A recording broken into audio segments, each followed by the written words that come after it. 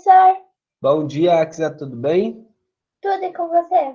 Eu tô bem, Que bom. que bom. Ó, a Yasmin foi removida involuntariamente. É o Meet que faz isso. Vocês já devem ter percebido, né? Ó, galera, vamos lá então. Primeira coisa, só um minutinho. Cadê a parada aqui? Tá. Bom, hoje, tá? A gente vai ver a industrialização do Brasil, porém, eu acho que vocês já viram isso com o Heron, né? Então,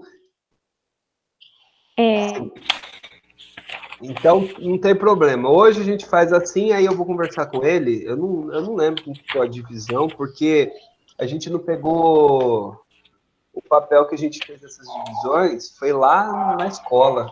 E meio que faz um tempo que a gente não se vê por lá. E aí, ele deve ter batido isso aí, né? Não tem problema, não. Sim. Deixa eu até olhar aqui uma parada aqui na apostila, porque essa apostila aqui é nova, não tem nada marcado nela. Ele deu industrialização e agora está em urbanização. Ah, tá. Então eu vou, beleza, eu vou conversar com ele. Aí hoje a gente faz assim, ainda aí depois na sexta-feira eu já alinho certinho, beleza?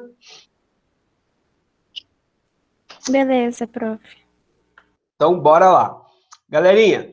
Então, seguinte, foco, objetivo de sala que eu tinha preparado era a gente trabalhar um pouquinho as características do mundo do Brasil industrializado até o começo dos governos militares, né? Que é o período que, na verdade, envolve, porque industrialmente, estrutura econômica, no período militar não mudou muita coisa em relação ao ao Juscelino Kubitschek. Então, é essa estrutura que a gente precisa entender bem. Por quê? Porque essa estrutura foi a grande base de toda a indústria, de todo o desenvolvimento econômico do Brasil até hoje, né? É legal a gente pensar o seguinte, né? Quando você ouve as pessoas falarem, porque o Brasil é atrasado em termos industriais e tecnológicos, isso aí enfim, se você for comparar o Brasil com a Inglaterra, o Brasil com a França, tá? Com os Estados Unidos, com o Japão, você fala, pô, ele é atrasado. Mas se você for pensar, esses países começaram um processo de industrialização no século XIX, ou XVIII, no caso da Inglaterra. Então, por exemplo, o Brasil começou seu processo de industrialização na década de 30, não faz nem 100 anos. Então, se você for parar para analisar friamente, o Brasil teve uma industrialização super acelerada, né? Então, isso é interessante de observar. O Brasil, em poucas décadas, se eu considerar lá o governo varguista da década de 40, que é quando a coisa começou a andar mesmo, até hoje, a gente tem o quê? Em 60 anos, o Brasil se transformou de um país rural, tá? Em 60 anos, vamos calcular. 60, opa, deixa eu aceitar aqui. Em 60, 70 anos, o Brasil se transformou de um país rural para uma das 7 maiores economias do mundo. Então, isso é muito significativo. Você sai de um país rural, extremamente pobre, para a 7ª economia do mundo em 60, 70 anos, isso é bem acelerado, né? E muitas vezes as pessoas não param para analisar isso aí, tá? Só que, e aí que está uma coisa interessante de observar. Se o processo é acelerado, você tem que lembrar o seguinte, quanto mais rápido, mais acelerado, mais caca dá. Por quê? Porque se você acelera demais o processo, para você lidar com todas as consequências que ele gera, fica também muito acelerado. Então, os problemas produzidos também são muito rápidos. E para você absorver e resolver esses problemas, fica difícil. Entendeu? Então, isso é interessante sempre de se pensar. Quando você for discutir crescimento industrial do Brasil, sempre olha essa ótica que é o quê? O fato do país ter começado a se industrializar tardiamente, apenas no século XX. Tá? Então, não adianta você sentar e comparar, porque na Europa, porque nos Estados Unidos. Não, beleza. Mas lá, tá? Eles estão pelo menos 100 anos antes da gente, tá? Em tempo de industrialização. Isso pesa, entendeu? Então, isso é importante. Beleza? Bom, aí você fala, professor, mas e a China? Bom, a China é outra história, né? E não conta. tá? Não dá para comparar também, porque outros motivos. Beleza, galera? Então, vamos lá. Quando a gente fala em Brasil industrializado, a gente tem que lembrar também do período que a gente chama de pré-industrialização. Quando que é a pré-industrialização do Brasil? Vai até quando a pré-industrialização? Quem lembra?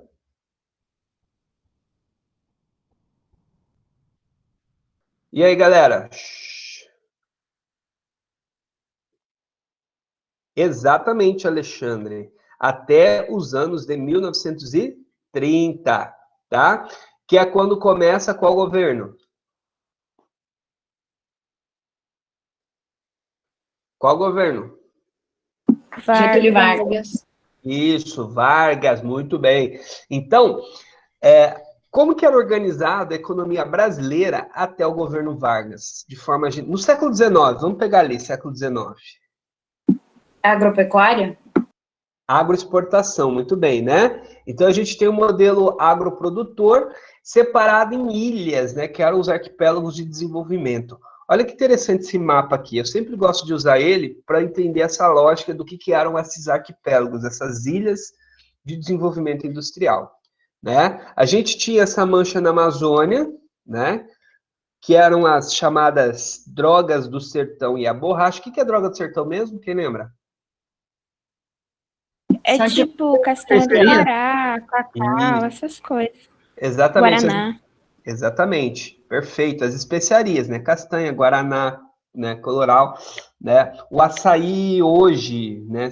O que é muito consumido, ele poderia ser entendido assim também.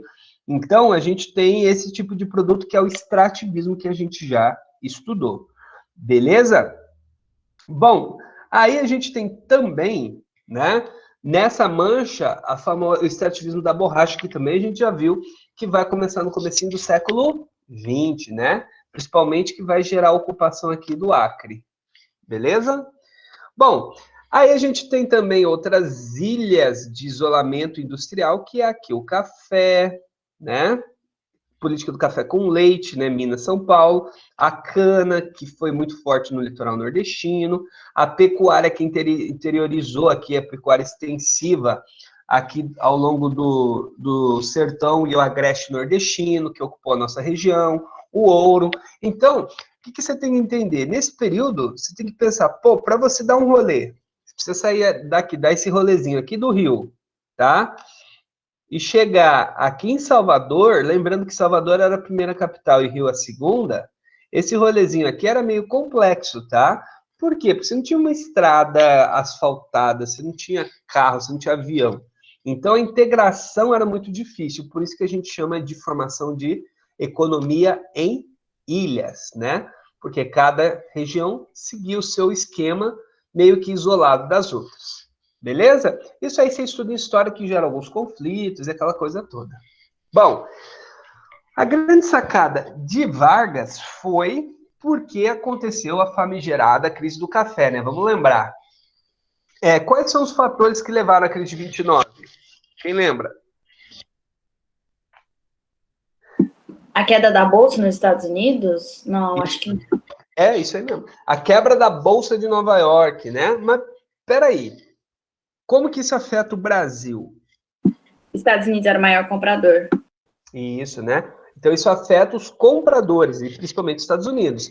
Então, se afeta o comprador, você afeta o preço de venda, né? Aí teve a queima das sacas, aquela parada toda. E aí, meu amigo, um monte de produtor, ó, foi pro pau, não conseguiu se manter. E, gente, né? A galera que controlava a economia política do Brasil, né? A aristocracia era uma aristocracia ruralista, extremamente rural, né? Que eram os barões do café. E aí essa galera passa a sofrer uma pressão política também. E é importante vocês entenderem um cenário muito simples. Gente, qualquer crise econômica profunda vai gerar rupturas políticas. Sempre. Crise econômica profunda gera ruptura política. Tá? Isso vai ser comum lá em 29 e vai produzir depois o neonazismo, né? Perdão, neofascismo, né? O neo não, né? Caramba. O o nazifascismo, né? O neo é agora. Vai produzir também, recentemente, a crise de 2008, uma série de mudanças em governos na Europa, nos Estados Unidos, na América Latina. Então, isso é sempre comum, tá? Então, toda crise, toda ruptura gera mudanças políticas, de perfil, de ideologia, um monte de coisa, tá? E não foi diferente na época, né? Aí entra Vargas, tem a Revolução, né? A Revolução de 30 e tal, e o Vargas veio com uma proposta de modernização do país. É importante lembrar que essa crise do café, né, já tinha gerado uma série de condições favoráveis à produção industrial no país. Beleza? Que tipo de condições eram essas? Olha aqui, ó. Coordenação motora aqui é complicado. Concentração de riquezas, né? Sobretudo em qual parte do Sudeste? Sobretudo em São Paulo. Oi? Pode falar. São Paulo. Litoral por causa dos portos? São Paulo e Rio, né? Vamos separar duas cidades. São Paulo. Ah, não vou escrever Rio de Janeiro nem a pau, vou botar RJ aqui, né? São Paulo e Rio de Janeiro. Beleza? Então, essas duas cidades, né, concentraram a maior parte dessa concentração. Então, já era concentrado, essas duas cidades concentraram ainda mais. Rio, porque capital, né, Porto, aquela parada toda, mas aí vai entrar Santos também, e Sampa, porque ali você tinha a vila que concentrava os trabalhadores, né, que concentrava o consumo, então isso ia ser importante também. Beleza? Então, ali já tinha o Banco do Brasil, foi criado aí, nesse contexto e tal.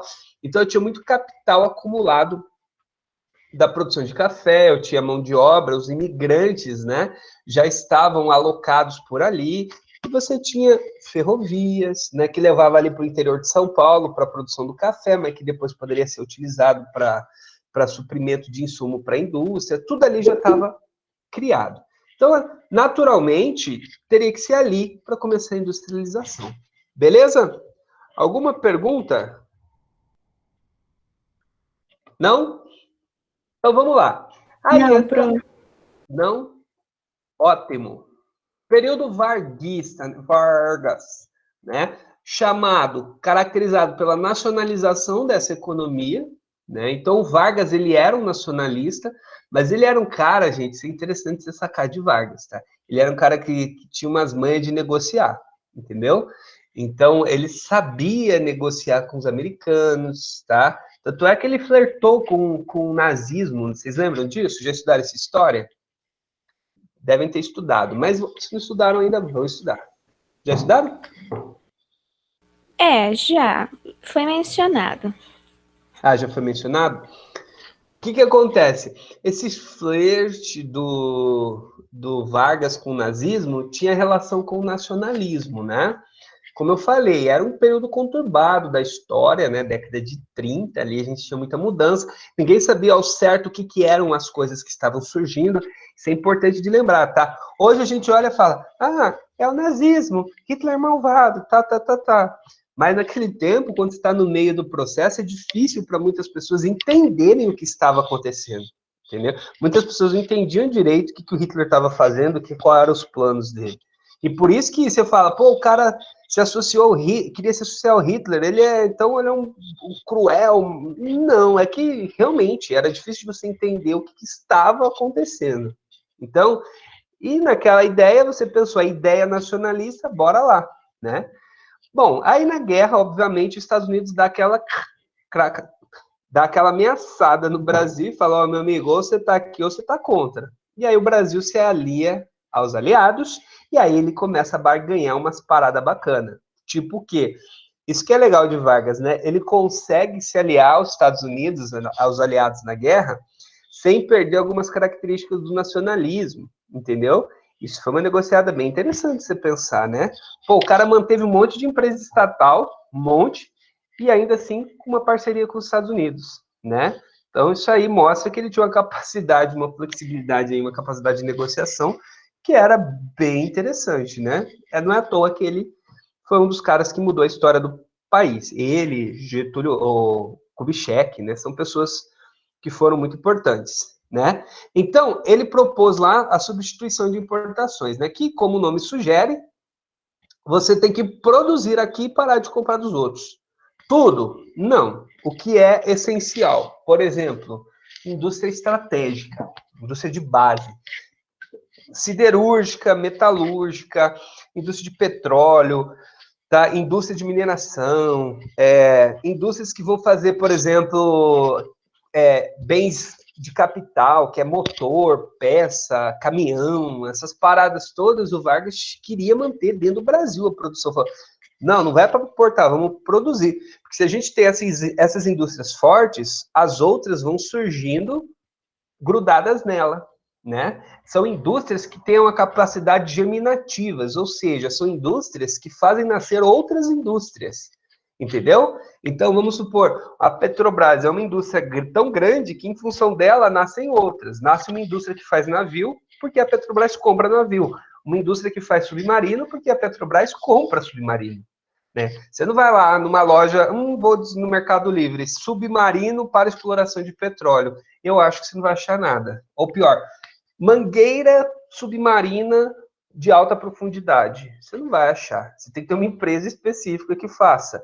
Então, a Petrobras, a Vale, eram indústrias tão grandes, tão poderosas nesse sentido, que elas produziam o nascimento de outras, que seriam do capital privado. E essa era a ideia dele. Então, o capital estatal controlava indústrias estratégicas, enquanto o capital privado trabalhava com as outras indústrias.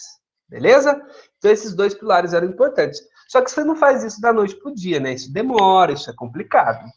Então, ele investe muito na chamada indústria de base, certo? E aí surge, como eu citei, né? Vale do Rio Doce. Olha o nome, Vale do Rio Doce, né? Lá em Minas. Lá onde aconteceu o acidente, o famigerado acidente com muitas aspas, né? Acidente, vulgo tragédia, vulgo crime, né? Mas, enfim. A Companhia Siderúrgica Nacional, a Petrobras, vão nascendo ali nos anos 40, principalmente, tá? Aí ele chama atenção também pela consolidação das leis trabalhistas. Vargas era um trabalhista, a base dele eram os trabalhadores urbanos. É importante separar que nessa época, o trabalhador urbano tinha uma pegada, o rural era outra. Essas leis não atingiam os trabalhadores rurais. Olha que bizarro, né? Eram leis para a galera da cidade, não para a galera do campo. Isso aí lá na década de 60 vai cobrar um preço. Mas, enfim. Então, essa base trabalhista apoiou, porque a indústria gera emprego. Naquele tempo, não tinha essa mecanização que existe hoje, né? Então, a indústria empregava muita gente, né? E aí, Vargas se fez e deu um boom, fundamentado, né? Em empresas estratégicas de capital nacional, ou seja, estatais, tá? Que produziam várias coisas da indústria pesada, inclusive indústrias de caminhão, por exemplo, e peças, e um capital privado nacional, que era um empresário nacional, que fazia o chamado produto não durável, ou semidurável, que alguns chamam.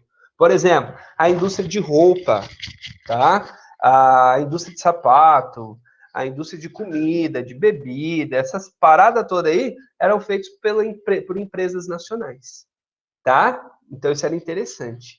Beleza? Tá claro? Então, o Estado produz a base, o que é pesado, e o empresariado nacional, privado, produz os bens não duráveis, né? As bugigangas da vida, né? As parafernália que a gente usa no dia a dia, porém com uma tecnologia baixa. Tranquilo? Perguntas? Pronto.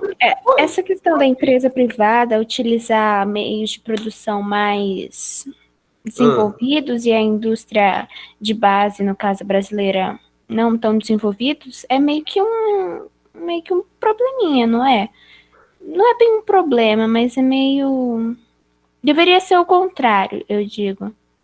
Não, na verdade não. Vamos lá, vamos com calma. Primeiro, a indústria de base não utilizava meios não avançados. Pelo contrário, essa indústria de base estatal é extremamente eficiente. Se você pegar, por exemplo, a Petrobras, hoje ela é uma das principais no ramo de petróleo do mundo. Em alto mar, em alta profundidade, ela é a principal. Você não tem outra indústria que tenha a tecnologia que a Petrobras tem para explorar em alta profundidade. A Companhia Vale do Rio Doce, antes de ser privatizada, ela já era extremamente lucrativa e moderna, tá? Na verdade, a grande questão é o industrial, o empresário nacional, ele que produzia essa tecnologia de ponta, entendeu?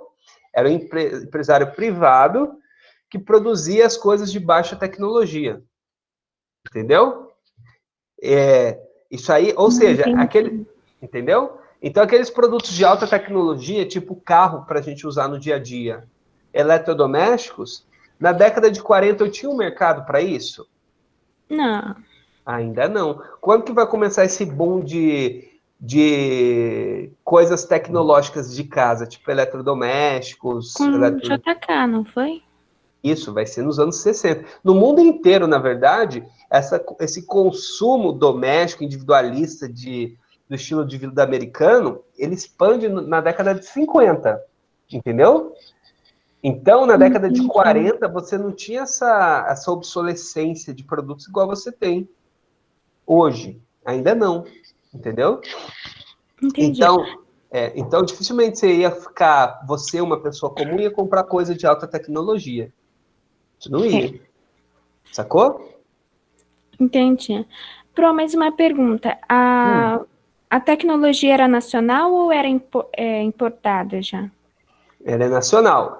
Aí entra o componente nacionalista varguista, né? Ele queria fazer uma indústria com tecnologia nacional. Tanto é que ele cria, por exemplo, a Fábrica Nacional de Motores, a FNM, né?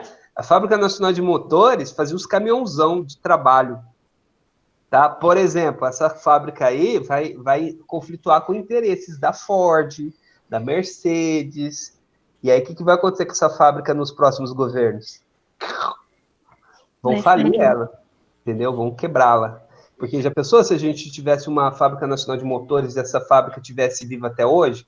Ela ia estar concorrendo igual a Embraer, concorrendo com as de ponta, fazendo caminhão, entendeu? Então, não era interessante para as empresas americanas que essa fábrica brasileira vingasse, entendeu? Entendi. E aí ela quebrou. Então, tinha capital e tecnologia nacional, sim. Tá? Sim, esse era o objetivo, desenvolver aqui. Por isso que é nacionalista. E por isso que Vargas, em certo ponto, quando foi chegando no seu último mandato, ele foi, pressionado ao quê? A vazar. Lembra disso? Vocês vão ver melhor a história, não vou entrar muito no mérito, mas é o que vai culminar com o seu suicídio, né? Ele é extremamente pressionado, é uma campanha fortíssima para tentar derrubá-lo, né?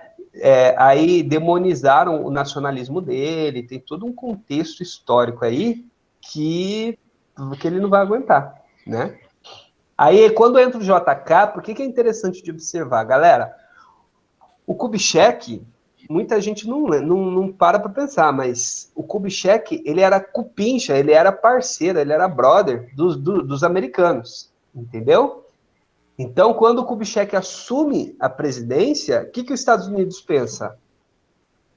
Minha chance de ter influência no Brasil. Exato. E sem precisar forçar a influência, entende? Com Vargas, eles pensavam o seguinte, puta, a gente vai ter que forçar a barra ali. Com Kubitschek, tipo assim, calmou, não precisa de nada forçado, porque o cara já tá com a gente. Entende a diferença? Né? Uhum. Tanto é que quando o João Goulart foi aparecer aí na jogada, os Estados Unidos ficou preocupado. Aí os Estados Unidos vai interferir na implantação da ditadura no Brasil e em vários outros países. É o perfil geopolítico, a doutrina geopolítica americana da época. Entendeu? Se eu não posso ter negociando tranquilo, eu vai ter a força, mas ele não iria permitir um outro tipo de alinhamento na região. Entendeu? É nesse período que tem aquele que fala americanismo, é um termo que eu esqueci, que fala para se referir à grande influência que os Estados Unidos vai ter, não só na América e também em outras partes. Sim, nos anos 50, né? Kubitschek, não Vargas, né? Dali para frente. Entendeu? Uhum. Porque aí, no contexto amplo geopolítico, o Kubitschek, ele tá ali no período...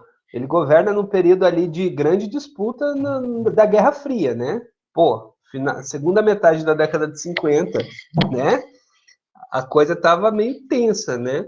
Então, os Estados Unidos tinha vivido uma revolução em Cuba, né? Nesse contexto de Kubitschek. Os Estados Unidos viu Cuba se despregar dos interesses dele e colar com a União Soviética. Então, a reação americana a qualquer tentativa desse tipo aqui na América Latina ia ser uma reação bem dura. Ele não ia permitir. Entendeu? Então, Kubitschek, sendo um parceiro dos americanos e tal, isso criava aqui no Brasil uma situação de relativa tranquilidade, né? Entendeu? Então, isso é bem interessante de observar esse contexto geopolítico, certo? Se fosse, por exemplo, ali ao invés de Kubitschek, o Kubitschek entrasse um cara mais que não aceitasse internacionalizar a economia brasileira, que tivesse um discurso mais duro em relação ao nacionalismo e tal, mais duro a favor do nacionalismo, talvez nós tivéssemos uma intervenção americana aqui mais dura nesse período, né? Porque os Estados Unidos não ia permitir que aqui na América do Sul um país ousasse ir para o aspecto, para o bojo comunista da União Soviética, entendeu? Então, por isso que é importante para os Estados Unidos ter o Brasil como um parceiro. Parceiro entre aspas, né? Porque com os Estados Unidos não existe parceria, existe dependência, né? Isso aí sempre foi assim. Beleza? Perguntas? Então, Mário. Oi, pode falar.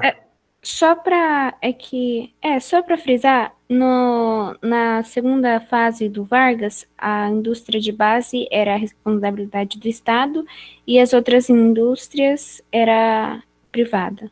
Isso. Indústria de base, Estado, indústria, tudo que é estratégico e caro, assim, que gasta muito dinheiro de investimento, o Estado.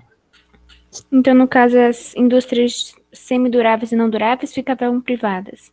Isso, ficavam para o industrial local, privado. Exatamente. Obrigada. De nada. Então, vamos lá, galera. Kubitschek, né? O Kubitschek, né? Ele vai internacionalizar a economia. É o que eu gosto de chamar de tripé do JK, né? O tripézão do JK é baseado no capital estatal, ou seja, ele desfaz o que o Vargas fez aqui? Não, porque ele não é bobo, né? Porque funcionava. O capital estatal controlando a indústria de base, né? Igualzinho do Vargas, controlando as indústrias estratégicas de infraestrutura, Companhia Siderúrgica Nacional da vida, Petrobras da vida, Vale do Rio Doce, tudo continua, tá?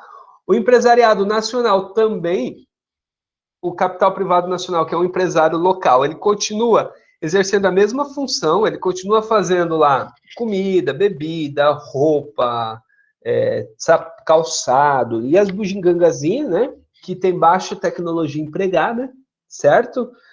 Continua, isso não muda, mas aqui que entra a grande mudança proposta para o Kubitschek. JK começa a atrair as chamadas multinacionais, que hoje a gente já não chama de multinacional, a gente chama de transnacional, tá? Bom, aí o negócio um pouquinho mais delicado. Essas multinacionais, elas não produziam na época só bugiganga, refrigerante ou coisa assim. Elas produziam coisas de alto valor agregado. Carro, eletroeletrônico, eletrodoméstico, e maquinários, trator, essas paradas assim. Então, o que vai acontecer? Para você ter uma indústria forte nesse segmento, você tem que ter tecnologia e muito investimento. E aí, os Estados Unidos quis deixar claro que isso, quem ia controlar, ia ser ele, tá? E ele controlou. No Brasil, eram instaladas fábricas dessas marcas americanas, né? Por exemplo, se você for parar para analisar friamente, olha aqui o mercado de carros do Brasil, né? Pensa, as marcas de carros. Quantas marcas são brasileiras? 0, tá? Você não compra carro de marca brasileira, tá? São marcas dos Estados Unidos, como a Ford, Chevrolet, da Europa, como a Fiat, né? Ou a Volks, enfim, né? E as subsidiárias dessas aí, marcas da Ásia. Então, o Brasil, desde JK, ele sempre foi extremamente dependente dessas empresas estrangeiras, tá? Criando e oferecendo as mercadorias que nós iríamos consumir aqui, mercadorias de alto valor agregado. E isso era importante para os Estados Unidos, tá? Por quê? Porque isso criaria uma dependência enorme.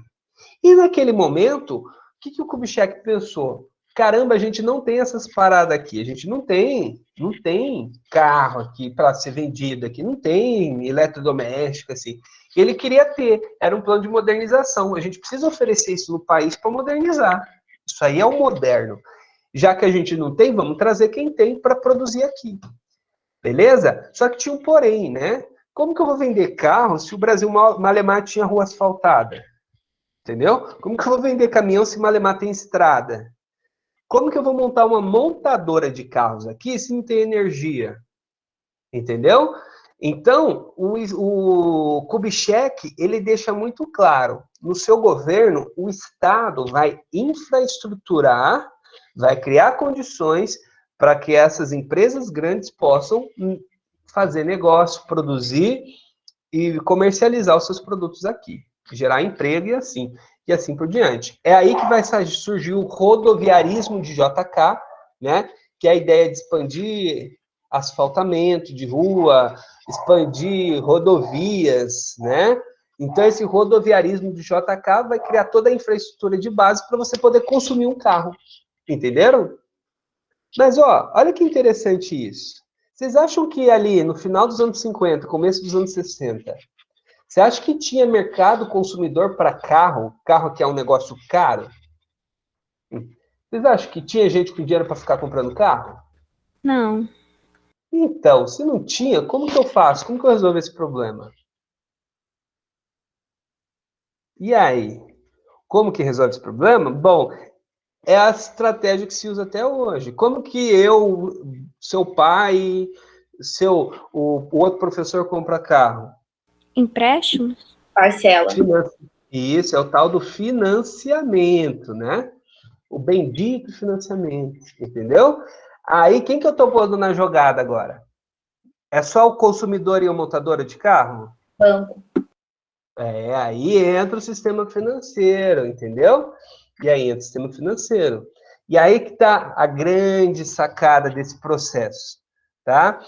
Então, a classe média, com a sua ânsia de consumir, e nós temos essa ânsia de comprar e trocar coisas, faz parte do modelo consumista, precisaria do dinheiro. Só que ela não tem. Não tem problema, porque o banco tem o dinheiro. Então, a classe média faz a dívida com o banco paga a montadora. A montadora recebe o dinheiro dela à vista.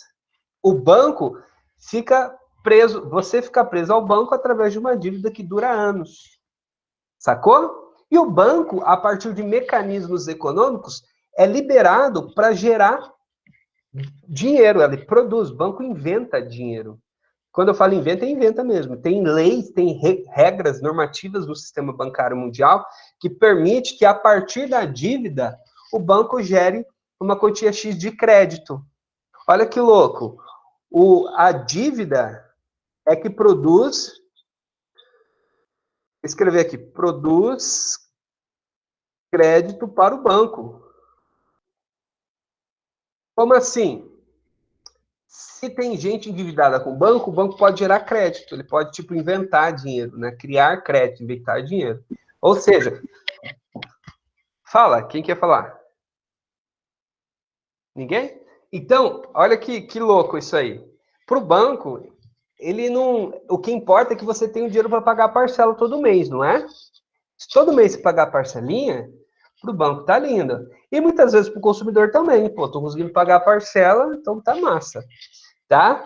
E aí, você fica preso a um sistema financeiro. Esse sistema financeiro engorda. Essas empresas que vendem esses produtos ganham bastante dinheiro também, porque eles recebem dos bancos, é uma boa parte, e aí a rodinha gira e favorece os grandes produtores e as grandes empresas. Entenderam a lógica?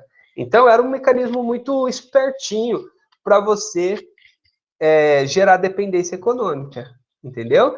Você deixa o consumidor com aquela cara de feliz, porque ele está consumindo, tá? O banco fica gerando, tem um monte de gente endividada presa a ele, e as empresas estão vendendo seus produtos caros e ganhando seu dinheiro. E aí, ó, a rodinha vai girando. Sacaram? Perguntas? Não, professor. Não? Então, beleza. Então, gente, se você for parar para analisar, toda essa internacionalização produzida por JK é a base do que a gente tem hoje, tá? Então, por isso que foi tão importante assim o governo de JK, apesar de ter sido relativamente curto, de 56 a 61, o que ele trouxe de transformação foi profundo na lógica econômica do país. Aí teve lá o famoso 50 anos em 5, né, que era o slogan dele. O que sugere 50 anos em 5? Mano, corre, acelera a modernização. Só que aí entra aquilo que eu falei para vocês no começo da aula. Todo processo acelerado tem um preço, tá? Acelera o processo, a caca vai vir tão rápido quanto se acelerou, entendeu? Então, os efeitos colaterais, as consequências negativas também vieram de forma bem acentuada. E qual foi a grande consequência, né, desse processo acelerado de modernização proposto por JK? Desorganização das cidades? Isso, desorganização de cidades? Sim. O que mais? Dívidas. Isso. O que mais? Estou escrevendo aqui o que vocês estão falando. Favelização? Oi? Favelização? Desigualdade social, beleza. Certo? E aí vocês falaram 3 eixos importantes, né? Endividamento do país, isso aí é igual cartão de crédito. Eu estou usando agora, tá lindo. Estou na quarentena com o meu cartão, para que dinheiro? Eu tenho de boa, daqui 2 meses, né? Daqui 1 mês, mês e meio, 2 meses. Aí que vem a paulada. E o governo era mais ou menos assim, tá? Então, você tinha crédito, o Brasil foi produzindo dívidas e uma hora a conta veio, que foi lá nos anos 80, né? Desorganização das cidades, por quê? Porque quando crescia muito rápido, você não consegue alocar todo mundo. Eu gosto de dar o exemplo de Brasília. Puxa, olha aí, Brasília, ele falou, não vai inaugurar Brasília? Sim, inaugurou. Porém, o que eu faria com aquele monte de trabalhadores de Brasília que tinham sido agraciados com o direito a ter terrenos e casas? Essa galera tinha que ser acomodada no contexto. E o que foi prometido para eles não foi cumprido até hoje, para muita gente, gerando as cidades satélites empobrecidas ali em volta de Brasília, né? Gerando uma desigualdade social terrível ali em Brasília, né? Então, isso é um produto desse processo acelerado que não consegue atender todos os problemas, né? O Brasil, nos anos 50, quando o Kubitschek assumiu, você tem que lembrar que o Brasil ainda era mais rural que urbano, tá? Ainda era. E era um país com índices de pobreza, fome e miséria muito altos. Então, esse era um plano das metas de Kubitschek. Na verdade, as 30 metas do plano de metas de Kubitschek, né, envolviam 5 eixos principais, né, que era energia, transporte, indústria, alimentação e educação. Esses 5 eixos. Os eixos alimentação, educação, né, que são os eixos sociais, na verdade, esses aí não foram atendidos de forma satisfatória. Então, houve crescimento, houve enriquecimento, mas houve desigualdade. Beleza? Então, isso é sempre muito importante de ser frisado, tá? Perguntas aqui por enquanto? Não? E aí, né, a cereja do bolo do Kubitschek foi Brasília, né? Como a gente já falou. Perguntas? Não, professor. Não, professor, de boa. Tá de boa? Então, beleza. Ó, eu programei esses exercícios. Quem já fez lá com o Heron, maravilha, né? Você só apresenta depois. Ó, eu já fiz, faz de conta que você fez agora, tá? Que eu coloquei os exercícios do Start ali, que eu ando fazendo isso, tá? E deixa eu descartar. Deixa eu voltar aqui, peraí. E agora é exatamente isso que eu ia pedir para vocês. Botarem o nome aí para chamada, por favor.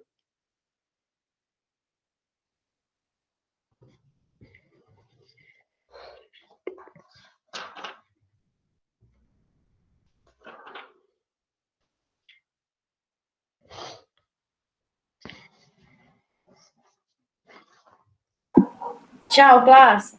Galera, tchau. Vocês querem tirar alguma dúvida desse capítulo, aproveitando agora? Tem 5 minutinhos aí da chamada. Alguém quer tirar alguma dúvida? Você pergunta? Plácia, só uma pergunta. À vontade, meu caro. A tarefa que você passou agora é para te mandar depois em algum e-mail, alguma coisa assim? Não? Não. Você fazer.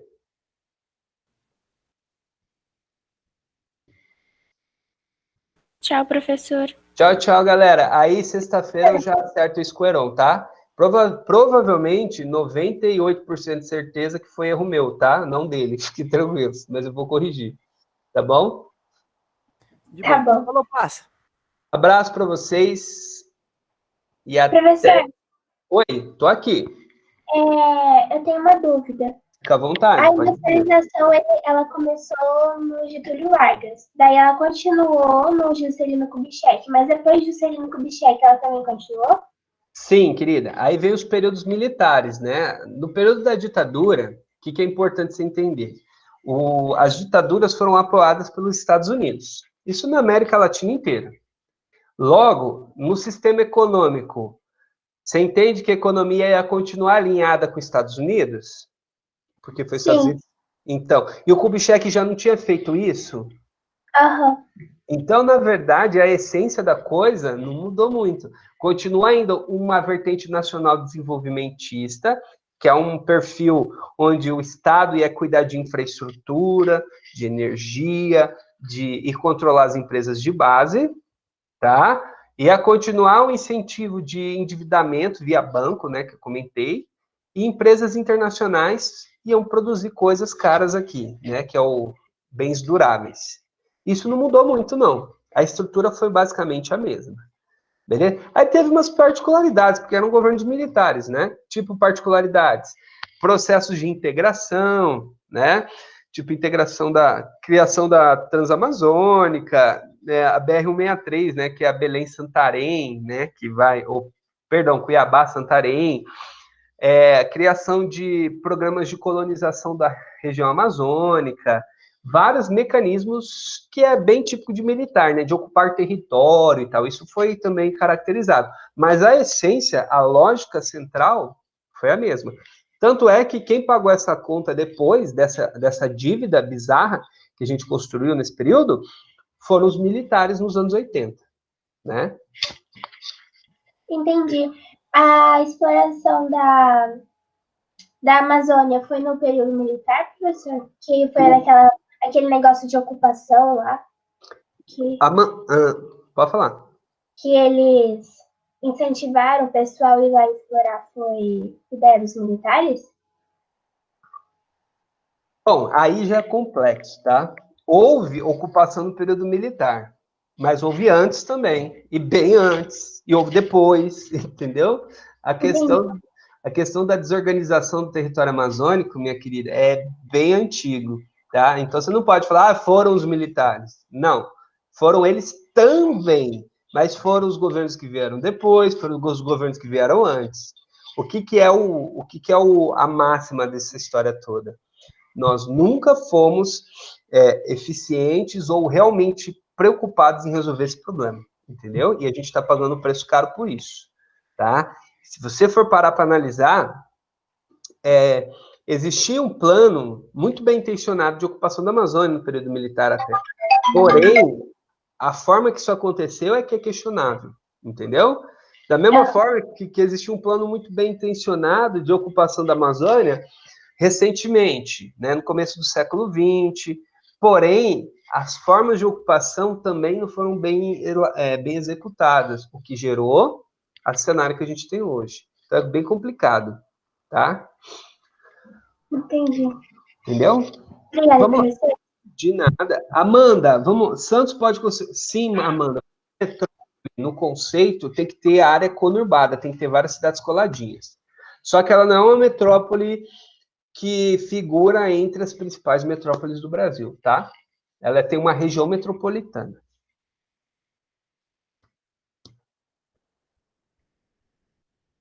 De nada.